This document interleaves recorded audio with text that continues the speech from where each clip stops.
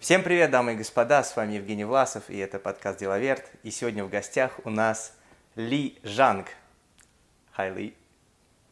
Ли остановился в нашем акселераторе, и мы, как вы уже догадались, этот выпуск будет, а может не догадались, но, в общем, этот выпуск будет на английском, we're gonna speak English, так же, как и с Бреттом. Ли – основатель компании Squadle, сервис, помогающий управлять сетевыми ресторанами и кафе быстрого питания. In other words, Squadle makes fast food faster.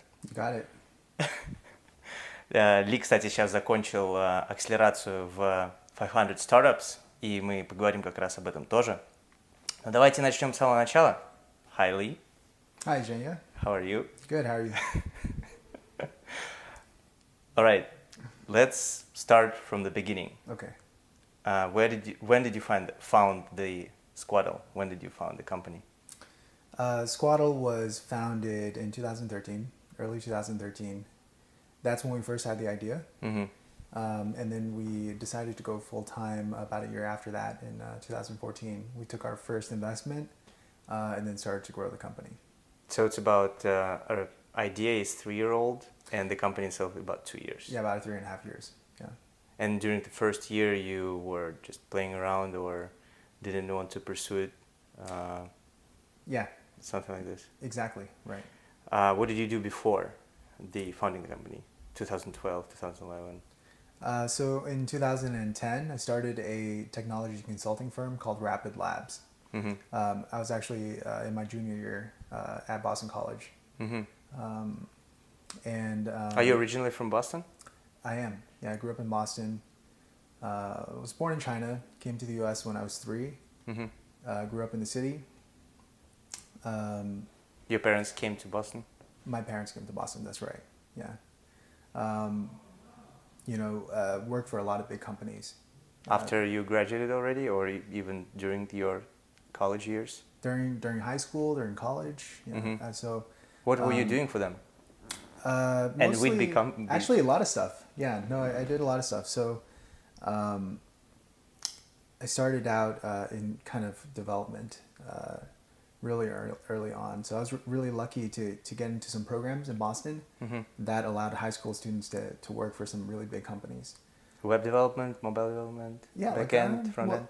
Mobile wasn't that hot back then. It was, we did some, everything from like Perl to Basic. Mm-hmm. Was that your first programming languages, Perl or Basic? The first one was Basic. It wasn't for a job. It was for it's like a Lego competition. I don't know. Programmable bots, yeah, programmable exactly. Lego toys, right? Yeah, there's a couple people that stayed in this house, and Gao Qing, he's also had those Lego. We had this conversation the other night. Oh, nice. Programmable Lego toys, basically, right? Yeah, it's I think it's called Mindstorms. Uh-huh. And I couldn't afford that as a kid. How much was it? It was like $1,000. It's like $1,000. $1,000. Yeah, but the school had a set, and I think Lego does this competition where I think they actually donate the sets mm-hmm. to schools, and there's like a regional competition, and you have to build the robots. And how hardcore is it? Is it really like you need to? It's real, yeah. And the final competition is at like it was at Northeastern College, mm-hmm.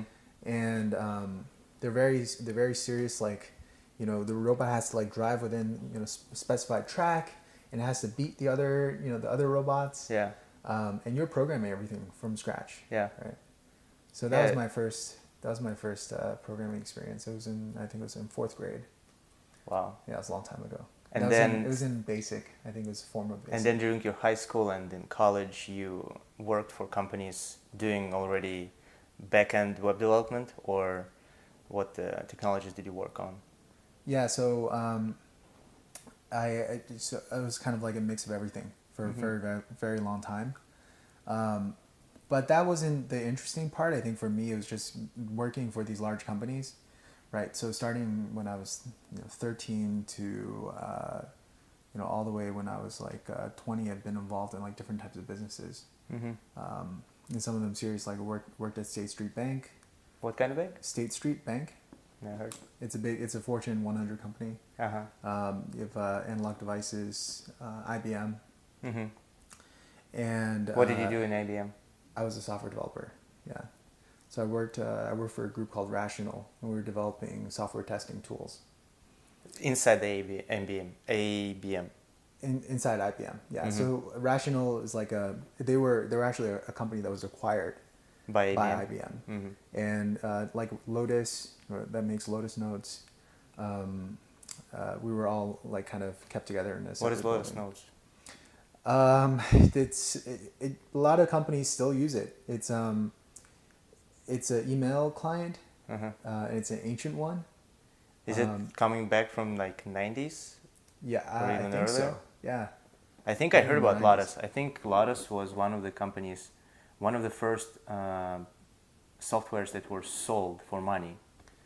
Like a unicorn status? No. Just it was back in the 90s when people still didn't believe that you can build a business out of the software, and I think Lotus was one of the companies that Windows, Lotus, and a couple other companies. I was reading in some book. I don't remember.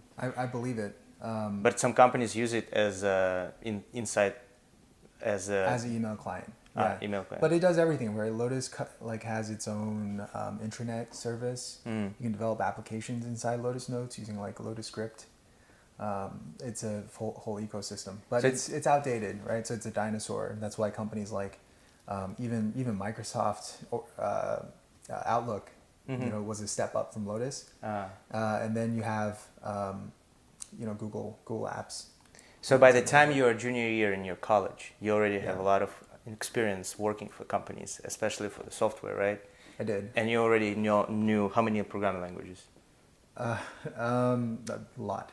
A lot? Yeah. Because basically like every 9 months or every year you will get another project where they will ask you, hey, we need help with this programming language, and you will just jump in and start learning this new programming language?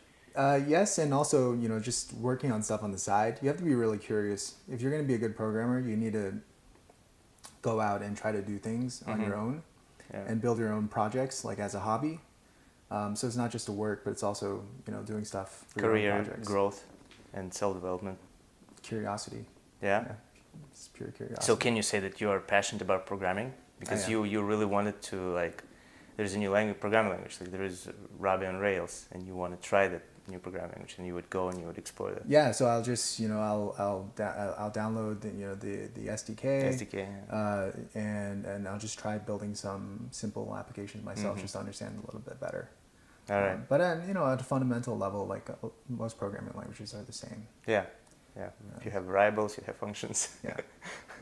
Back to 2012. Yeah. You decide to start a company. Describe how it happened. Who had the idea? I know that you have a co-founder. Who had the idea, and how did you have this idea? So I was running my consulting company at the time. Right. And my co-founder, Brendan, at Squadle, was actually a client of mine. Okay. At Rapid Labs. And I'll go into... What was he doing, or why did he hire you? Right, yeah, so it's an interesting story. So Brendan has an interesting background. He was born in LA, grew up in LA, and ended up going to Johns Hopkins in Baltimore, studying computer science. What is Johns Hopkins? Is that a university, or? Yeah, it's a university. Yeah, it's very famous for its medical program. It has a very good computer science program as well. So after getting his CS degree, he entered a business plan competition, and he won. And the idea was opening up hookah lounge, opening up hookah lounges on the East Coast, right? Okay. So America is really large, and typically a lot of the modern trends happen on the West Coast in like LA and in San Francisco, and it takes a while for it to reach the East Coast. So really? Him being from LA, he's thinking there's not really any sort of hookah, a chain of hookah places. Right, on the East Coast. Is he Arabic in his heritage? Nope, he's half Chinese, half Filipino. Yeah, he just loves hookah. He loved hookah. It was also a good business idea. So he pioneered the hookah industry in Boston. In New York, there are lots of hookahs. They're not chain those, but there's a big Arab presence. In LA, though, there is, I guess, a bigger presence of... It was huge. Yeah. All the Armenians live in LA. Yeah, I mean, Kardashians live in LA. Yeah, I mean, there was definitely the culture of that, but in Boston, right, like he's taking this idea, there's a lot of students, huge university town. Yeah. So it's really like something that students had demand for. Mm-hmm. So he started it. It was really successful. So he won the business contest. He started it, right? He pursued his business plan. He did. He found investors for that. He did. Right? Yeah. He did. And then he had some troubles running his business, and after that he needed you. It was less so that he had a problem that he needed to solve right away, but his business was very successful. And he'd been running for 8 or 9 years when we first met. But he wanted to... How many stores did he open? He only opened one. Where? In Boston. In Austin. Okay. Yeah, it's called the Nile Lounge. Is it still operating, by the way? It's still operating. Yeah. He has another business partner there that just takes care of everything now. The interesting thing is like he always stayed in touch with the technology side. He was a CS guy. Yeah. And always wanted to get back into it. So actually what he hired me for was to help him build out some of his ideas. So he had some prototypes that he wanted to build out in terms of applications that he thinks would be relevant in the retail industry. But what we found out working together was he did have a problem managing his business that he just didn't really think about. It just was something he had to deal with every single day in terms of what his employees had to do and how he would get reporting from it. And how much time it took up from him. Yeah, that actually brings us to what actually Squadle is, because I presented it as a fast food makes fast food faster, but tell us exactly what is it. Yeah, so what's the product? What's the value? We're a big data company. We're an enterprise SaaS, which stands for software as a service company, and we replace paperwork in the back of the house for some of the largest multi-unit chains, right? So multi-unit chains are companies like McDonald's, 7-Eleven, Macy's, and the reason that how we came from Brendan's store to this bigger industry was kind of just through iteration, just through iteration research. So he had those papers, right? He need to, like, his employees had to fill up in order to show him that actually the work is done, right? Exactly, right. And what are those? Which papers? It's everything from like checklists, right? Like when his employees come in the morning, they need to turn on everything, wipe down the tables, clean the bathroom. And then they have to register it somewhere, right? They do, yeah. And usually they register in those paper journals, right? Or that's right. Like records. Well, for him, it was just printouts, right? But what we discovered was that these big companies, they're using like serious printed because journals. everything is standardized in like KFC's and McDonald's, right? Exactly, right. So but we just realized that they're doing the same thing just on a massive scale. Yeah. So that's kind of why we decided, it's a huge industry. Market size is really important. We have the team to build it. We have domain expertise. We have technical expertise. Where did you have the team? Well, it was the two of us. Right? Yeah. But he also knew programming, right? He did. Yeah. Because he's computer science, yeah. right? And he has domain expertise in the retail hospitality world, and he actually had a lot of connections there.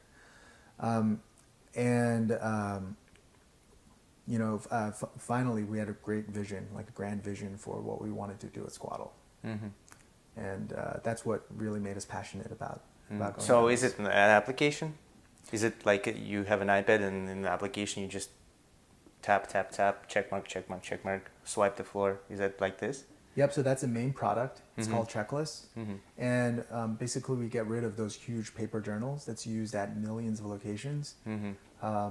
Replace it with a tablet.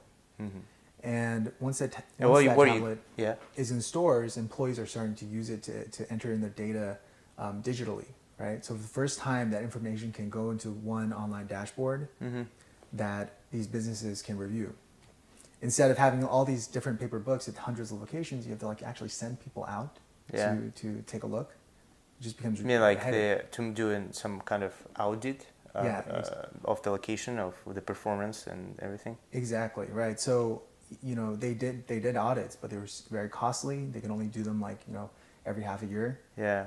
But now they have a direct view. So now, you're actually not just helping them to digitize everything, but also to help them analyze all this data that they're gathering, right? Right. And make the decisions and just smart decisions on all the data that they're getting.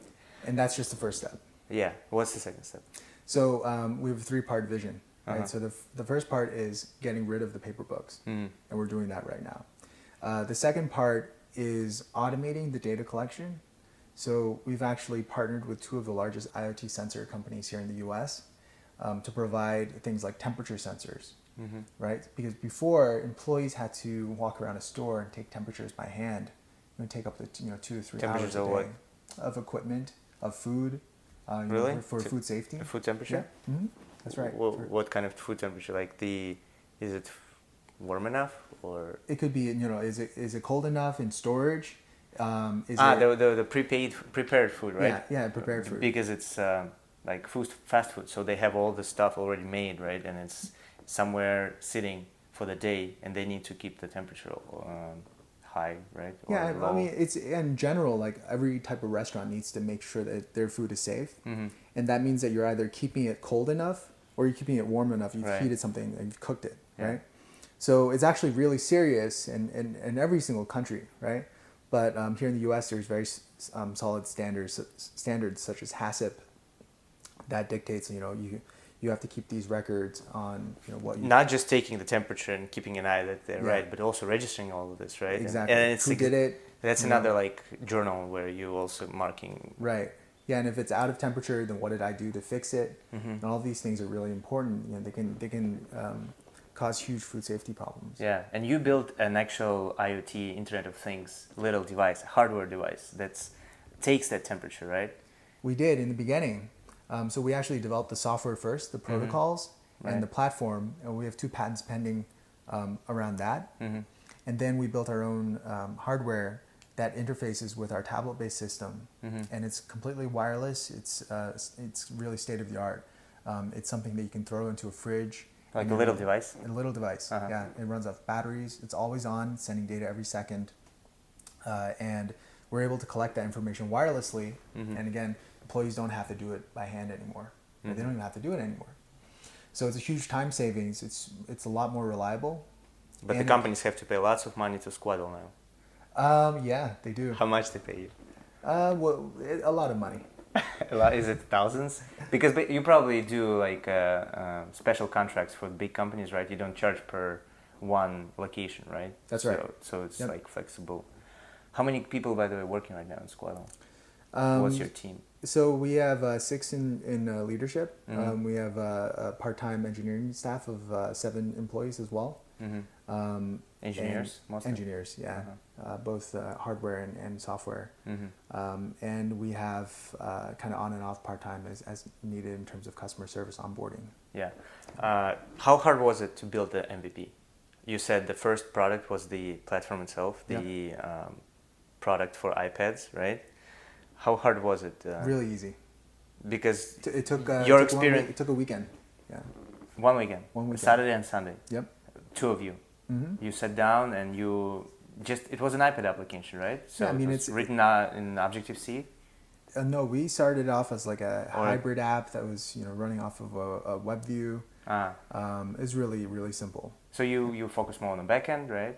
And then you just present it all in the web view on the iPad, right? So, coming from a consulting business where I had created the entire process of like how to get product out the door and deliver on certain objectives, you have to really define your scope, and you have to think about, okay, well, what does my MVP need, right? What is it? Were you consulting startups?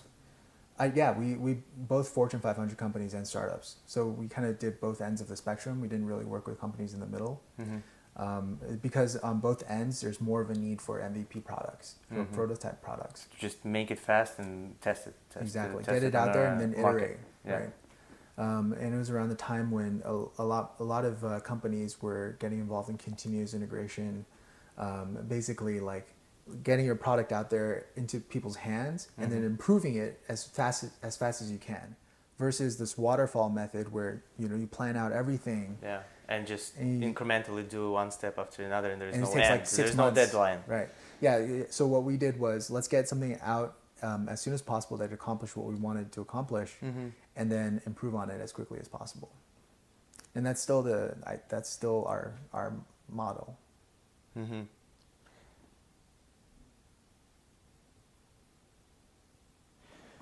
When you're starting to work on this product, when you started, you had this idea, right? He pitched you, right? This problem, or you came up with this idea together? Yeah, we came up with it. Right. Yeah. And that weekend, you sat down, you created it. Did you realize that? Were you thinking start a company about, or wanted you just try to test this idea, or you wanted you to try and make money on this idea? How were you thinking back then? If your first thought is let's start a company, that's the wrong idea, right? So, wrong? No. Yeah. For us, there was a checklist of, is how big is the market? Can we build out the product? Can we execute? Can we build the right team? I think if you asking these questions, you're already assuming that you're starting a company, right? Like if you want to test the market. That's kind of the road, right, down that path. Uh-huh. But there's ways to create products that don't involve creating a company, and I think you have to be conscious of thinking, I want to create a company and not just a product. Mm-hmm. Did you feel like it's the right thing for you to do? My question is basically about the passion. It's a very, very weird niche specific business, like the journals in the big fast food chains. Like if you will tell me that there is a market and demand there, I would say it's probably a great opportunity, but to say that someone can be passionate about this, it's a hard thing. So are you passionate about what you're doing right now, helping fast food chains to run their fast food faster? I'm absolutely passionate. Well, first off, I'm a big foodie. I don't believe in you. I'm a huge foodie. You know this about me. Yeah, I know. Right? So I'm actually really part of the fact that we're working in the food service industry is big for me. Yeah. Right. So fast food might not be glamorous, and it might not be the healthiest option. It's not sexy. It's not sexy. It's not sexy. You want to do the AI. You want to do the virtual reality. Right. I mean, but to get the buzz. The opportunity to leverage what you know to take over entire industry, that makes me very passionate. And we're not just creating like a simple app that we're just trying to sell to as many people as we can. We're creating the back end and the systems and even the ML and AI foundation for the future, right? Because in the end of the day, we're still a big data company, right? And so if you look at Salesforce, digitizing sales ledgers and digitizing Rolodex, is that sexy? Yeah. When they were working on it, no, probably not. But now they are everywhere. But think about like the applications for that, and the market size, and how many people's lives that you can touch. I mean, for us, our system helps. Just per location, it's like 24 people a day, right? So we're helping 24 people, or you per location. Yeah. So I mean, that's every employee in the store where we're influencing them, and we're making their lives better, making them happier, their job easier, right? Making their job easier. And then across this industry, like there's potential to really make huge shifts, like improve revenues by billions of dollars. Right. So that's a big opportunity. Imagine an entrepreneur, right? And he thinks he's not an accomplished entrepreneur. He haven't sold companies. He doesn't have any business that brings him huge money. He's just sitting in his garage and thinking, what should I do with my life? But I want to be an entrepreneur. Should he pursue a passion or should he pursue an opportunity? Because I feel that what you saw, giving your expertise and the timing, you saw the opportunity because you realized, wow, there is a big industry out there and there is lots of struggle and pain. There's this itch that I can scratch. Should the entrepreneurs, what do you believe in? Do you believe in passionate entrepreneurs or the opportunistic entrepreneurs? Okay, so if you're if your goal is only to pursue an opportunity, you're not going to be successful. If you're passionate, you're going to be successful, but your success is going to be limited by whatever opportunities you have, right? So if you do anything, you have to be passionate about it.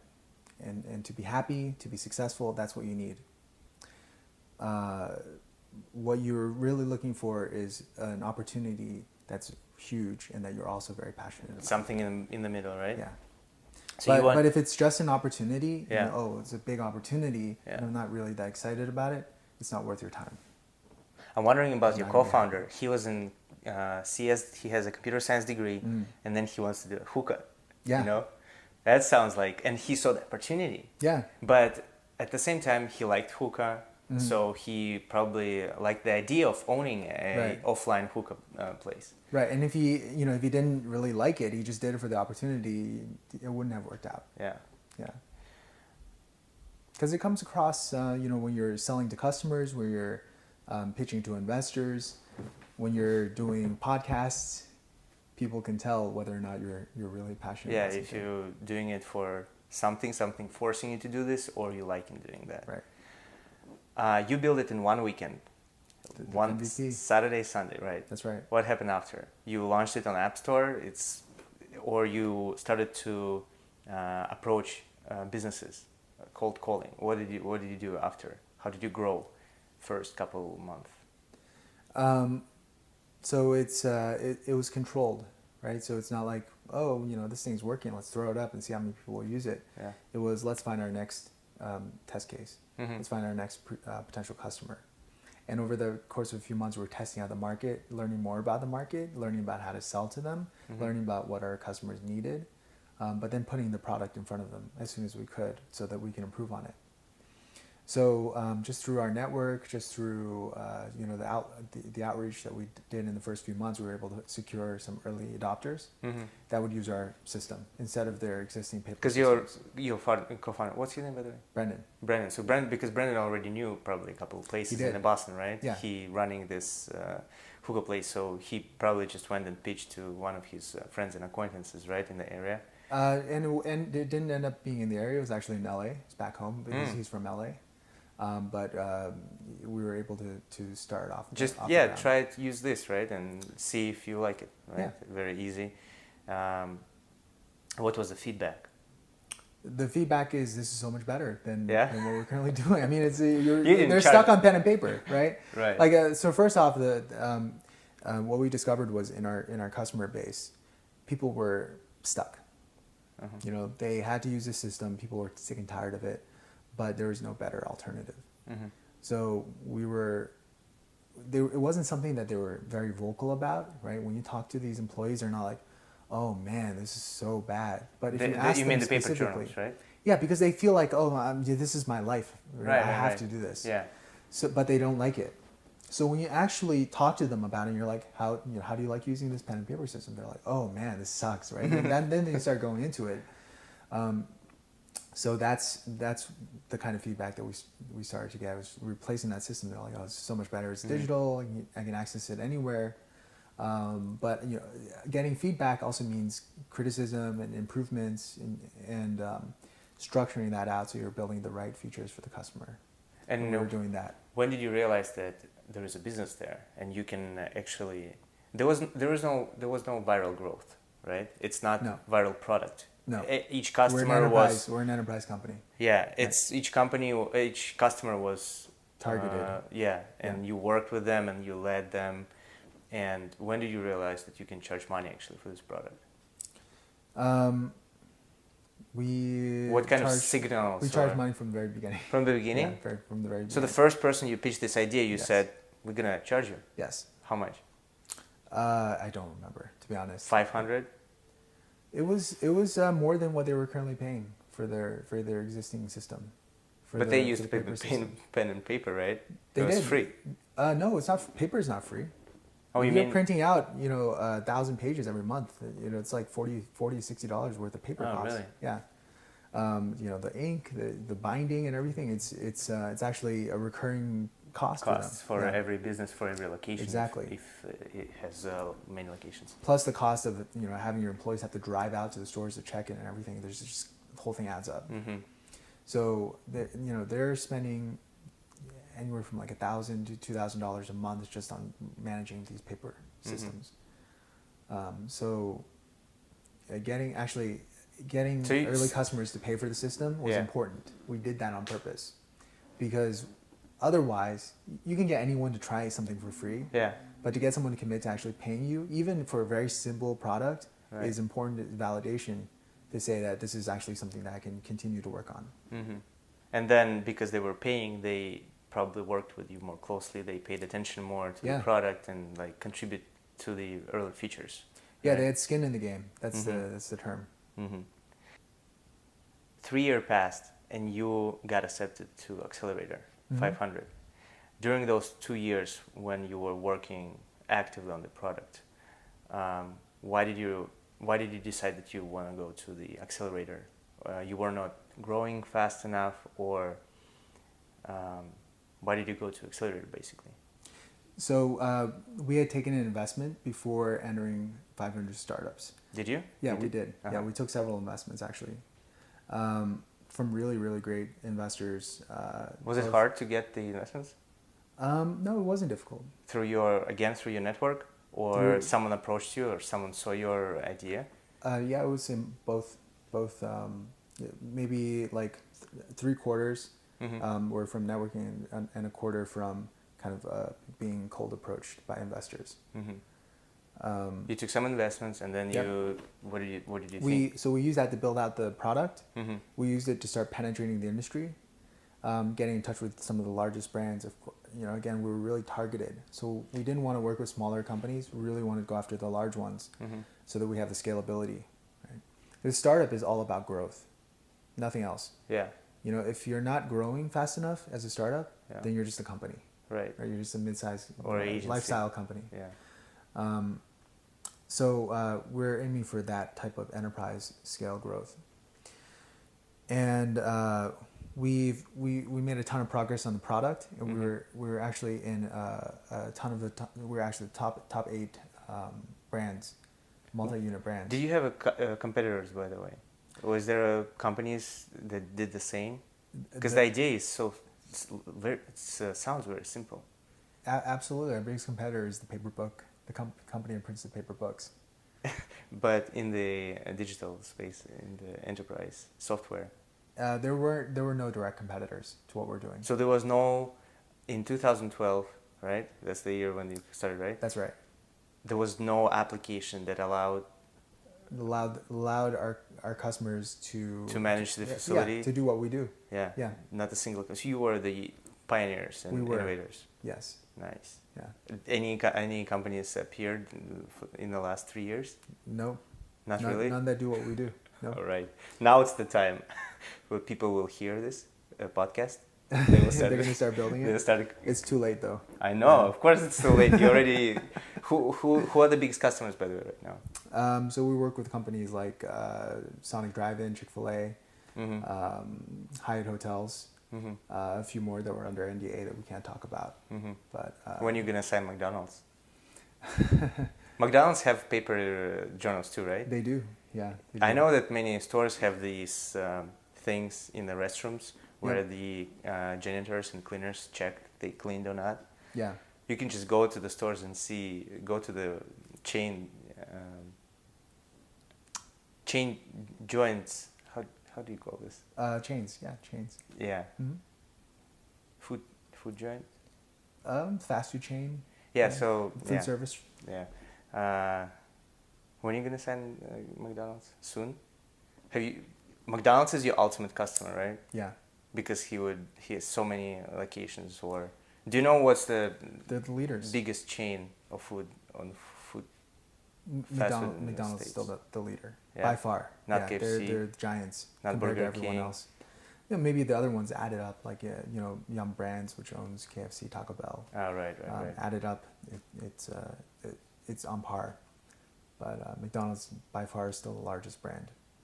You finished the 500 Startups Accelerator program. That's right. 3 months. Yep. Was it helpful? extremely helpful. Extremely. Yeah. How so?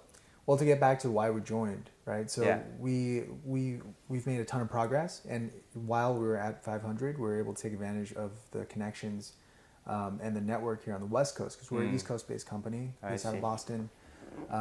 So our kind of sphere of relationships was very small, and I really wanted to focus on building that up and improving our thought leadership in the space, which is one of the reasons why we decided to join 500.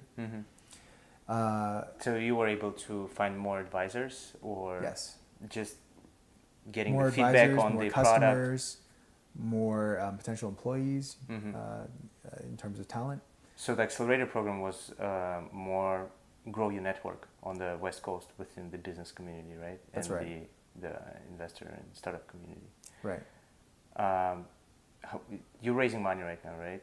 The round A, after the demo day. Usually it's done this way, right? And I can't comment on that. Yeah. Maybe you're raising money. Maybe. Do you feel like there is a bubble in the valley? Is it hard, or is it not hard, easy to raise money in the valley? So luckily I've an experience both on the East Coast and the West Coast. And To raise money. In raising money. I would say that in the West Coast it's definitely a lot easier. But I mean, easy is a very subjective term. Of course, right? of course. Nothing. But Is once really you can truly compare easy. it, you can say there's just so many more venture capitalists and angel investors on the West Coast, and It's everyone, a different mindset. the whole world wants to be here in the San Francisco or in the Valley, in terms of venture capital. But in terms of the timing, like everyone starting from 2015, people started to say that there is a bubble is going to pop when the valuation of the public companies started to go down. And then now we are at the end of the 2016. There was still no bubble popping, right? Yeah, I mean, And people, I feel like people are a little confused. Like, is this like, will it pop or will it not pop? They know the major indexes still keep growing. right. What do you think gonna happen? Here in Silicon Valley, Yeah. to technology companies. Yeah. Well, I think that it was definitely the news last year that the bubble was going to pop and that there was a bubble and it was growing and everything like that was it was a little bit over the top. Really? Right. And the truth is that technology companies have really started to hit their stride. Right. They're building momentum as a whole. Technology is starting to take over the world. Yeah. And there's no doubt that it's going to continue to grow. Yeah. If you look back, 2 decades to the dot-com boom and then the bust, technology was available. 1 decade. In 2000. Yeah. Right? Yeah. Dot-com bubble. No, it's been 16 years, right? It's Yeah. almost two decades now. Wait, decade is 12 years. Decade is 10 years. 10 years. Okay. Yeah. Almost 2 decades. Okay. But 2000, 2001. Yeah. So I mean, around that time, really, like the people who were living in Silicon Valley understood the value of technology, just how much it could change the world, how much money they could save, how much more money you can make, and that's why there was frenzy of like, oh man, I need to get on the next thing. And But the people outside the people valley outside the didn't have a valley- clue, or yeah, what is why what do is you smartphone? Need, why do you need pet.com to Yeah. buy pet food yeah, just go online? down the street. Yeah, I'm go to used to the- it, yeah. right? So that in terms of a bubble, think about the term bubble, right? It's like inside the bubble you have your own ecosystem. Outside it's totally different. Right. It's not the case anymore, right? Like it's technology that's being invented. So maybe the in bubble is Silicon just so Valley. big. Maybe the bubble. Maybe the just bubble is the size consume, of like, exactly, consume the whole economy. and maybe that's fine, right? Then it's not a bubble anymore. All right. That's just our new economy. That's the dangerous part. That's the dangerous part, because that's what people were saying back in 2000 and early 2000, 1999. They were saying that this is completely different businesses, and that's why we are valued and at whatever they were valued, and then they bust. Well, there's this what do you call it? A metaphor analogy to back when electricity was discovered. Okay. Right? And when electricity was discovered, I was just like, oh man, we can use electricity for so many different things. We can have wireless power. We could do, we could have light bulbs. We have light. Well, I mean that's a realistic application, right? But what happened was after electricity was discovered, there's so many widespread uses. But what was important was the first, like in the kind of low-hanging fruit, right? How do we utilize electricity in really simple ways to improve our lives? And then eventually it made its way into every industry, and it's still making its way into every industry. But it's the same with our modern day technology. It's no different, right? When it comes to like artificial intelligence, the internet as a whole, the low-hanging fruit has been kind of eaten at this point, and now it's starting to make its way into more industries.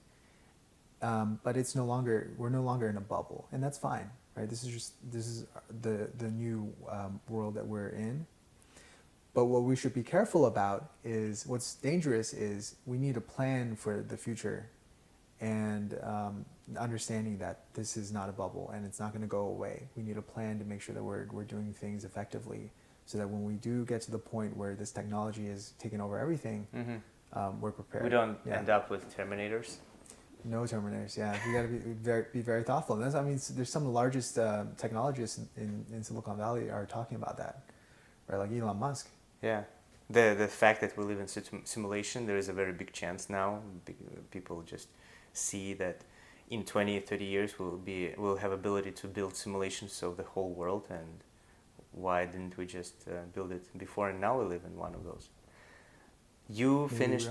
Yeah. We should break away from the matrix. We should find the pill. You finished the 500 startups. You had 18 40 companies. Yeah, a little in the over batch. 40 over 40 companies. Yeah, this is by the way 18th batch, right? This is the 18th batch. That's right. That's B18. B18 batch 18. That's why it's. I was wondering why it's not says 500, but then I realized it's B18, which is. So 40 companies. Don't you think some of those companies were a little stupid?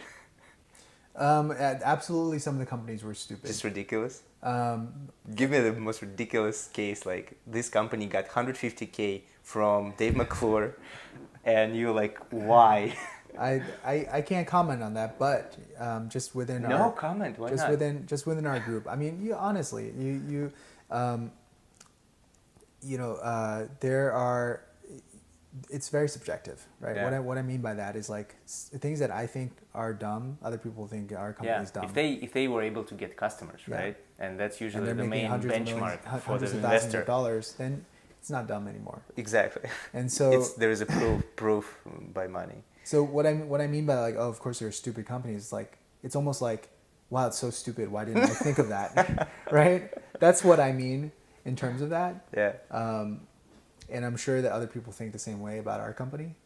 That said, we had an internal discussion just on our batch, and the consensus is this batch is really good. The 18th batch. The 18th batch. Yeah. What are some amazing companies?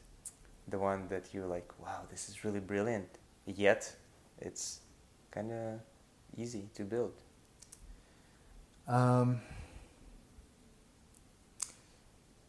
Again, easy is not a simple word here. There's never easy, right? But a few of the ones that stood out were companies like Andromium. They're turning smartphones into laptops, right? So they have a special laptop that's a lot cheaper than your standard. That basically has only laptop. a screen and a keyboard, Exactly. and then you use the brain and the processor power of your phone. Exactly, Yeah. right? So that. Because nowadays our phones are just as powerful as our computers, if not more powerful. So why don't we use our phones to power the laptop experience? How much is it? Do you know? How much does it hold? I think you can check their Kickstarter, but they raised over $2 or $3 million on Kickstarter.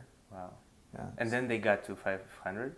During 500. Oh, during the 500. Yeah. Wow.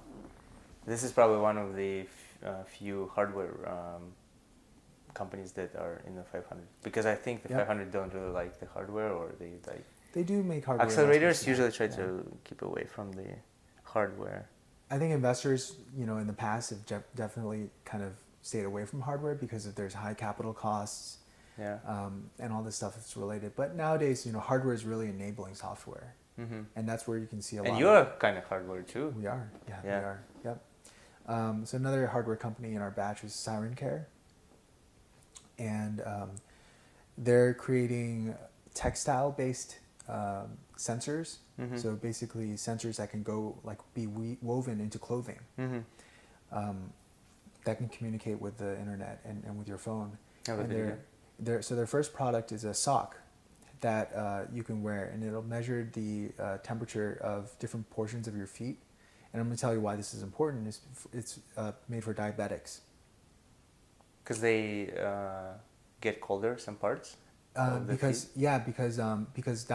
diabetes can slow the blood flow and inhibit blood flow to your extremities. Yeah. So if once there is not enough blood, then the temperature drops. The temperature drops, and you can actually lose. You get necrosis, right? So you start losing. And extremities is the first parts where the blood stops reaching feet, out. Especially your feet, right? So a lot of diabetes patients have to deal with this issue.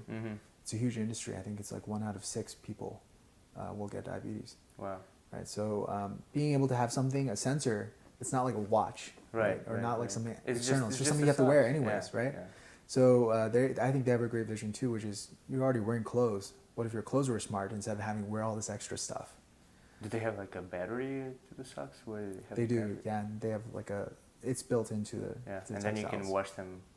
You can wash them easily. Right? You can wash them easily. They have an application that pairs with it. Yeah, that's smart socks. It's cool. Yeah, it's cool.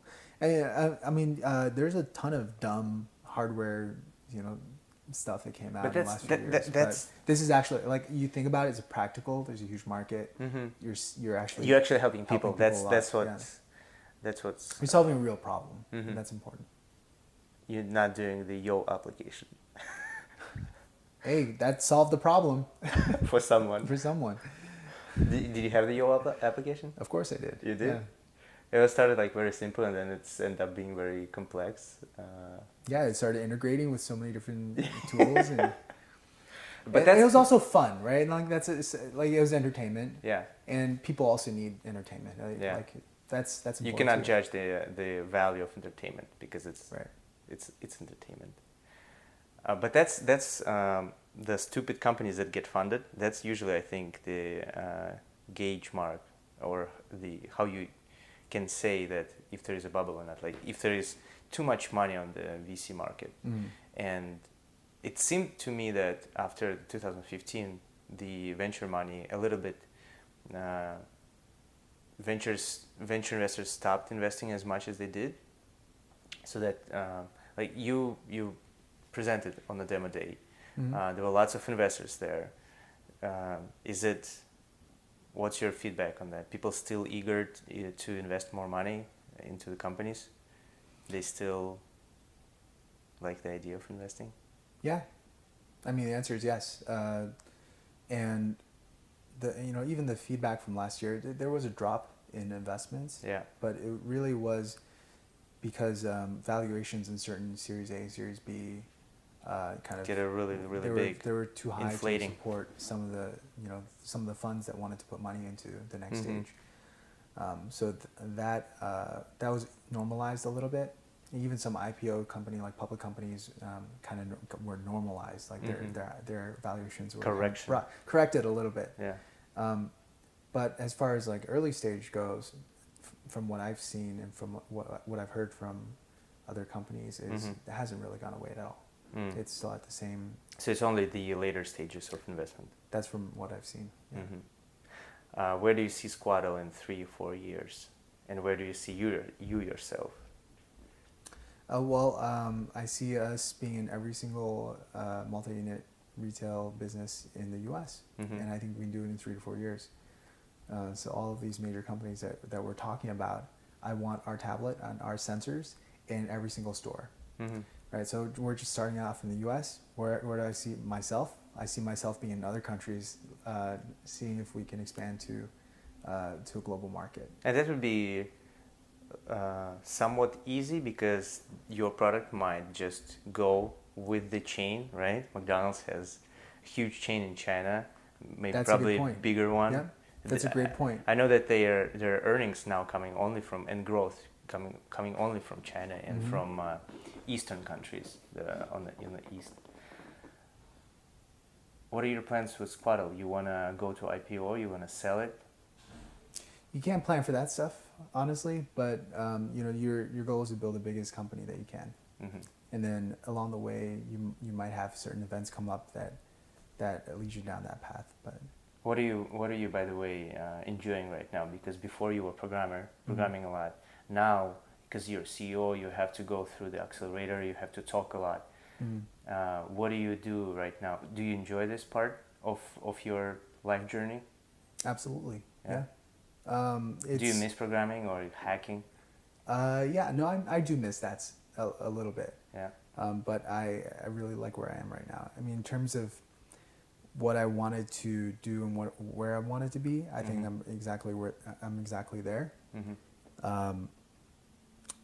I was always frustrated with the fact that you have this like kind of programmer stereotype of someone who just works on product all day and can't really sell the business that they're